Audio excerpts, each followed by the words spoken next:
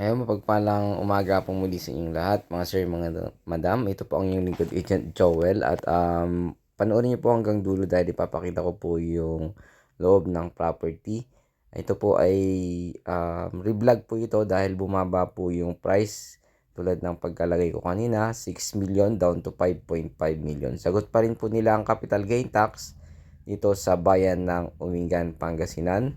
Mango Farm, meron siyang 127 mango trees, merong kubo at deep well. At the same time, maluwang po yung frontage nito, nasa 100 meters mahigit. Meron po siyang space for farming, kaya magtanim ka ng mga gulay, ng kunting palay, kung ano mong gusto mong itanim. May bakod din po ito at almost 1 kilometer from town proper. Dalawang title po ito. At ito po ay 1.8 hectares, 18,262 ata yun or 620. Nasa ano ko po yan, nasa unang sa aerial view po. So ito po yung loob ng area. Tingnan nyo naman po, napakaganda po ng mga mangga nito.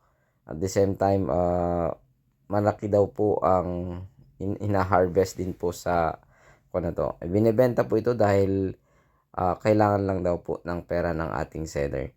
So, sana magustuhan nyo po ito dito sa bayan ng um, Umingan, Pangasinan. May sukat 18,000 mahigit, so 1.8 hectares. At ito po yung kanyang fence sa labas. So, may gate po siya. At dalawa po yung gate nito. Papasilip ko din po mamaya. So, ganito yung fence niya. Magkalapit lang yung uh, concrete post. Then, yung barbed wire niya ay magkakalapit din. Hindi siya tinipid sa barbed wire. So, yung spacing ng mangga okay naman po. At magkakatapat. At kung gusto mo namang magbawas dyan, pwede naman po. Para mas maluwang dito sa harap. Ito po yung sa harap. Ayan, yan po yung mga mangga niya.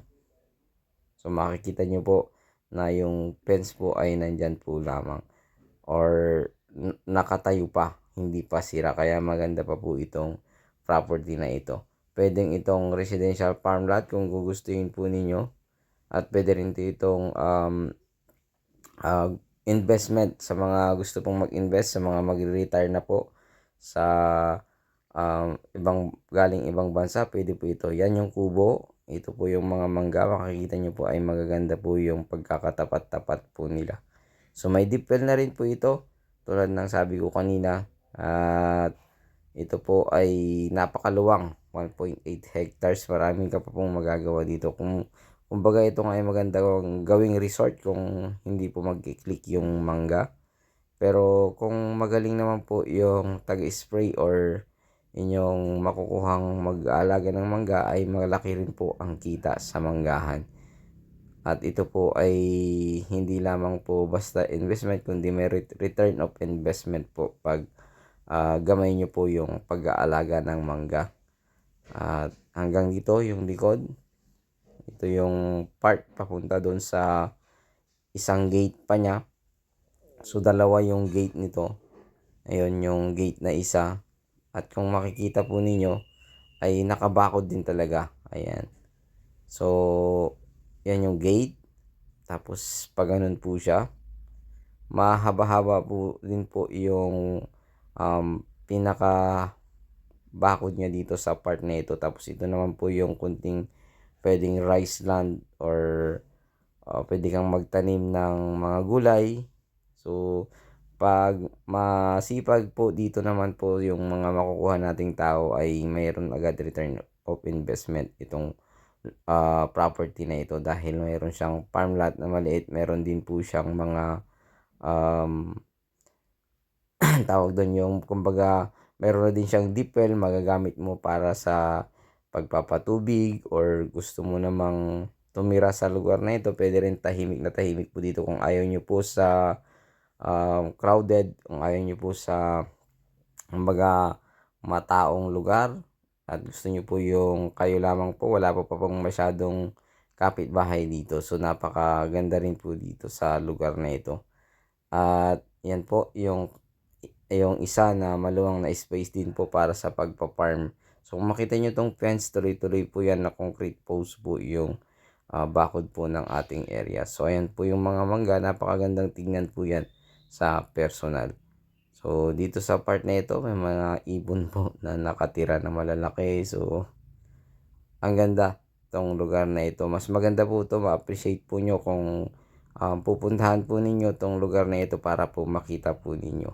So ulitin ko lang po yung details nito ay dalawang title at nakapangalan naman po sa ating seller. At yung capital gain tax, sagot niya, yung isa parehas silang 9,000 plus, 9,000 square meter mahigit. So 18,000 mahigit po ito na square meter na nakalagay po kanina sa una kong sa aerial view po. So ulitin ko, ito ay re-vlog po lamang, na-vlog ko na po dati ito. Hindi ko lang alam kung ilang buwan na, pero ito ay dating 6 million negotiable. Ngayon naman po ay 5.5 million na lang po. So kung ito po ay magustuhan po ninyo, makipag-negotiate po tayo sa seller. Malay po ninyo makabawas pa po kayo at sagot pa rin niya ang capital gain tax kasi kailangan daw po niya ng pera. Kaya gusto na po niyang i-dispose po ito. At sa mga nagtatanong kung bakit kumikita i-dispose, ganun po talaga, may mga dumarating yung pagkakataon, siguro investment din po nila ito noon at ngayon ay ibibenta na po nila para magamit po yung investment nila noon. Gayon din po, kung gusto nyo pong mag-invest ngayon at magamit nyo po ito balang araw, ay maganda rin po itong investment po na pwede nyo gawin. Pwede rin po ito sa Memorial kasi nga malapit lamang po sa highway, national highway. At the same time, malapit po yung dito, public cemetery ng barangay na ito ng Umingan, Pangasinan. So kung gusto niyo po ito sa mga nag-iinvest sa memorial na property or sa mga gusto po ng mag-invest ng ganun, maganda rin po ito kasi may malapit pong sementeryo dito sa lugar na ito. Kaya yun po, para alam niyo na po yung details mo ito, may malapit na sementeryo, katabi po niya, at merong along barangay Cemented Road naman siya. Pero napakalapit lang pang po niya sa National Highway. 1 kilometer from National Highway, 20 to 25 minutes from Tiplex, Carmen. At mula naman sa town proper ng Umingan, nasa 20 to 25 minutes din po. Sa town proper naman ng Balungaw, halos sabihin na natin 15 minutes nandoon ka na sa town proper po ng Balungaw. Medyo matagal na po yun kung tutuusin. At kung sa naman po, sa Manila, nasa 2 hours and 30 minutes, sabihin mo na po na 2 hours and 30 minutes. Sa mga naman po, sa mga SM ganoon, malapit din po, nasa ganoon din po, mga 30 minutes from SM Rosales City or 25 minutes. Ganun po. So ayan po yung kubo, yun yung deep well. So napakaganda po nitong property na ito. Yun lang yung siguro may pipintas nyo lang dito kaya tabi po siya ng sementeryo. So para alam nyo na po, para pagdating nyo dito hindi na po kayo magano po. Yun po yung lahat ng kanyang detalye. 1.8 hectares, 18,000 mahigit, dalawang titulo, pangalan ng seller. Capital gain tax, sagot po ng ating buyer, at agent fee, sagot din po ng buyer. So na ano po ito, parang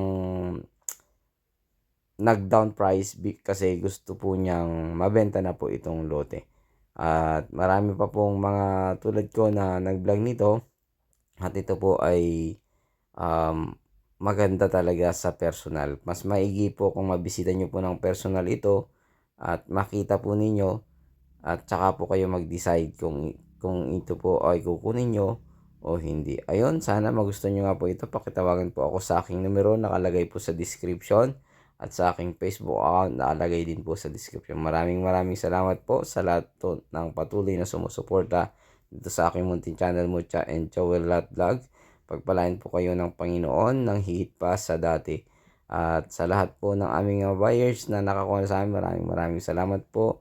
Pagpalain po kayo ng ating Panginoon sa lahat ng pagkakataon. God bless.